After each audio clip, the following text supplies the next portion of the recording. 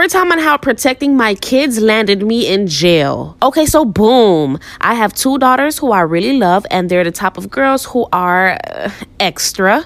My youngest is 16, my oldest is 18, and I myself am 38. Now, when I say my kids are extra, I mean they don't hold back how they feel. If they don't like something, they express themselves, and that's a blessing and a curse. But on this particular day, it was a curse. So one day we were at Walmart and I was in the kitchen section. Then all of a sudden, my kids come running to me with a man running after them. I said, hey, what are you doing chasing my daughters, as they hid behind me? Then before the man can even answer, my oldest daughter said he grabbed my youngest daughter and told her to come with him. But then my oldest daughter pushed him back and grabbed my youngest daughter and said, don't put your dirty hands on my sister. Out like for part 2.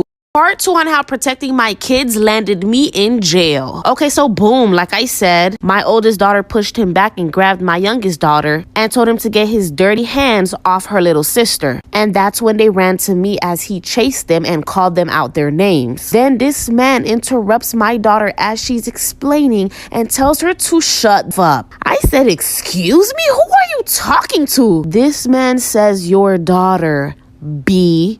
Child, I took the nearest microwave and I slammed it in his face. He falls to the floor and I proceed to stomp on him. And mind you, I was wearing heels. Security ends up coming and separating the man from me and my daughters. And even though I explained that he grabbed my youngest daughter, they still put me in jail. But I was only in there for a couple hours and I had my oldest daughter drive back home and pick me up after. No charges against me, but I'm mad I got jail time for protecting my kids. It's my kids, I'll do it again. Story of the time I faked a leg injury just to take the elevator in school. So this was my junior year of high school, and I've always had really bad social anxiety. Every time I would walk through the hallways, I felt like everybody was just staring at me and talking about me. Which, I'm not even gonna lie, most of the time they were looking and talking about me. Because for some reason in high school, everybody was just so obsessed with my life. But that's a rant for another video. So one day I was wearing heels in front of my parents and I ended up twisting my ankle or something. And it hurt. So when I told them that it hurt, I wasn't lying, but it was only sore for a day. Shh. And during this time, I had really big drama with a bunch of girls. I don't remember what it was about, probably a boy. So I literally dreaded walking through the hallways because they always would be saying something. So I was like, you know what? Why don't I just tell my parents to take me to the doctor? So I skip school the next day, go to the doctor, get a doctor's note saying that I can't walk down the stairs and that I need to use the elevator and leave class 5 minutes early. So yeah, if you need to avoid people, just fake a leg injury, go to the doctor, and problem solved. I met my stepdaughter Zoe 2.5 years ago, and I married her father less than 5 months ago. It was a small and private celebration since that's what we felt was the best thing to do since I'm still grieving my daughter Lauren, who passed away from sepsis at the age of 26. She was doing okay and was getting ready for her wedding that was supposed to happen the same month she passed away. We still don't know what went wrong. I took most of her belongings, including her wedding dress. We bought it together and she put a lot of her own touches on it.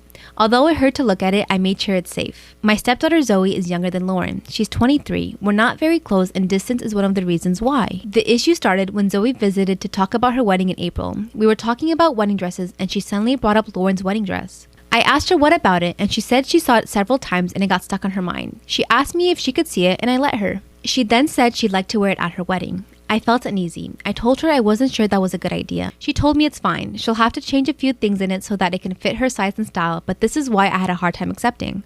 I told her I was sorry, but I can't let her have it. She offered me money, but its sentimental value is what matters to me. She argued, saying I was making things complicated and it was all right since she too is my daughter. She asked if I don't love her as much as my own daughter, and I told her my love for her is different, but she threw a fit calling me unfair and unreasonable, and I still said no. Her dad got involved in the argument, saying he doesn't see why I'm against it. I declined to discuss it anymore, but they keep bringing it up, asking if my daughter would have wanted someone else to have the opportunity to wear this dress since she unfortunately couldn't. This made me so mad, I lashed out at both of them and kept saying no. Others said I had no right to act like that. What's the point of leaving the dress in the closet when my stepdaughter can make good memories in it?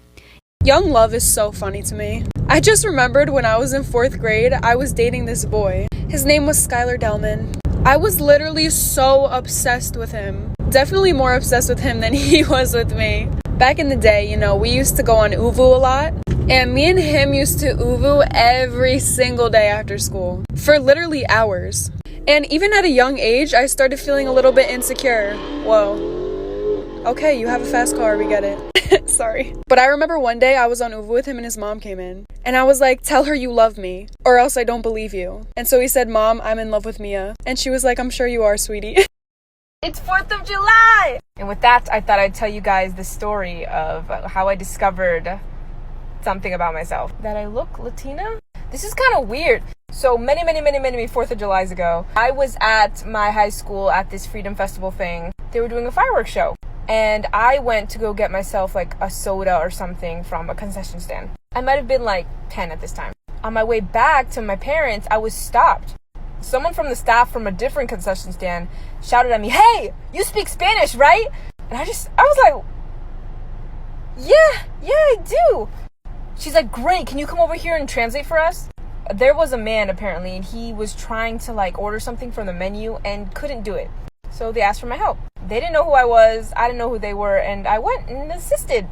It was in this moment that I realized you can tell what language someone speaks by just looking at them. Guys, I promise I'm not making this up. I just had no idea you could do that.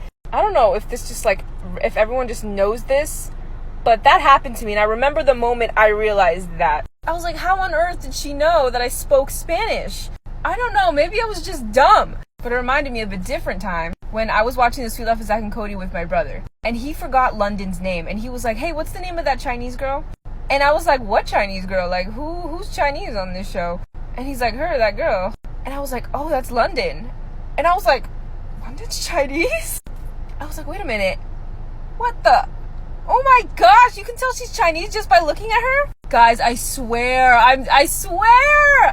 How did I not realize these things? I was just like, no, she's just London. She's just London. Unless someone actually spoke Spanish in front of me, or unless someone actually spoke Chinese in front of me, I just assumed we were all just American. I don't know! I was a dumb kid. Don't come for me.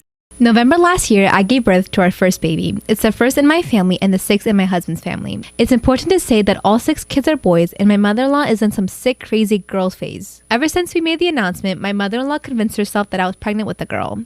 I told her that once we knew the gender, she would be the first person to know. Lo and behold, it was a boy. We told my mother-in-law we were having a boy, but she was still convinced it was a girl. She told the whole side of the family that it was a girl, and I corrected her, but she told them I was just annoyed because I wanted a boy first. I wanted a healthy baby. I didn't give a damn about the sex. She told them that we are naming the girl after her mom, which we will never do because my hubby hates his grandma. When the baby shower gifts started to come, I noticed a lot of things that wasn't in the register, like embroidered things with the grandma's name on it. Well, the baby was born, and imagine the surprise, it was a boy, just like we have been telling everyone. The problem, for them at least, is that now the baby has plenty of girl clothes that we plan on putting on our son, specifically for his family video calls and for pictures with them. After Saturday, my mother-in-law gave us a call and started screaming because we were making the elders uncomfortable for not sticking to a masculine color scheme for the baby's clothes. She said we have to stop being childish. She just thought my belly shape was more like a girl than for a boy.